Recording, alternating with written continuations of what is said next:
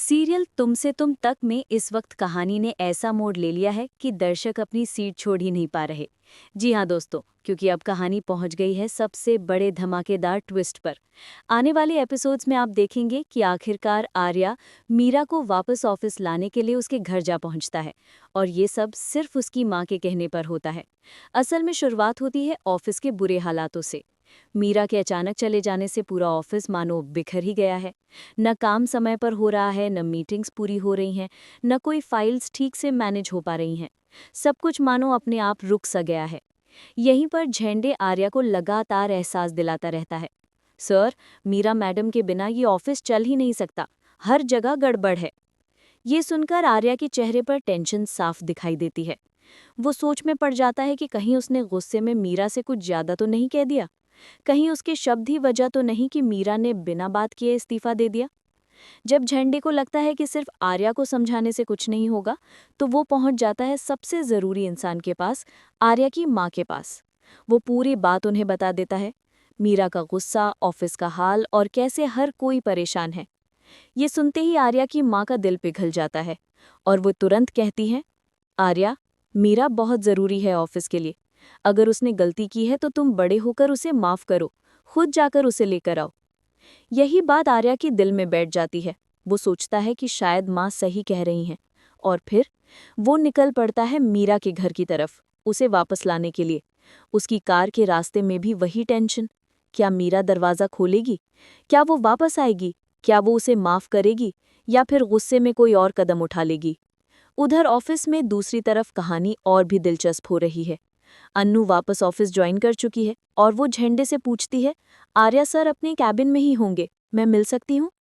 लेकिन तभी झंडे बताता है, नहीं, आर्या सर यहाँ नहीं है, वो वहीं गए हैं जहाँ उन्हें जाना चाहिए था। ये सुनकर अनु के चेहरे का रंग उड़ जाता है। उसे बिल्कुल अंदाजा नहीं होता कि आखिर आर्या किसके पास गया है। पर दर्शकों को साफ दिख रहा है तूफान आने वाला है।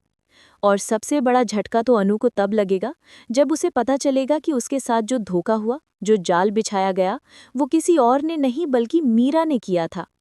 इसके बाद कहानी एक नए मोड़ पर पहुंचती है। अन्नू और मीरा आमने सामने होंगे। दोनों के बीच की नफरत चरम पर पहुंच जाएगी। ऑफिस में दो तेज तलवारें एक ही जगह होंगी और टकराव तो तय है।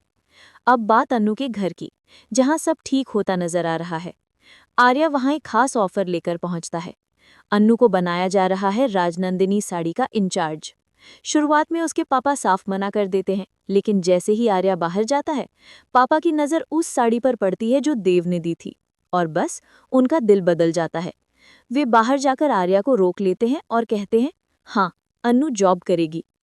इसके बाद दोनों तरफ खुशियां ही खुशियां, अन्नू भी खुश, आर्या भी खुश।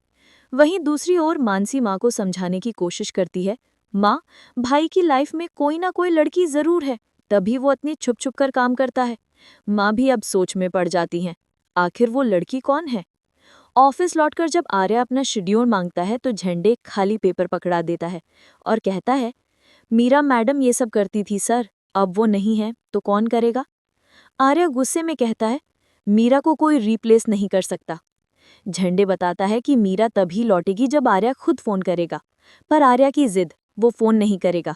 वो कहता है, गलती मेरी नहीं है, उसने बिना बताए इस्तीफा दिया, कम से कम बात तो की होती। पर सबको पता है दिल जो कहता है वही सच होता है, और दिल तो आर्या को मीरा के घर तक खींच लाया है। अब सबसे बड़ा सवाल है, क्या मीरा वापस ऑफिस आएगी? क्या वो और अन्नू आमने सामने फिर से टकराएंगी? क्या मीरा फिर से अन्नू की जिंदगी में तूफान लाएगी? क्या आर्या का जाना ठीक था या उसने गलती कर दी? आप कितना एक्साइटेड हैं आने वाले ट्विस्ट के लिए?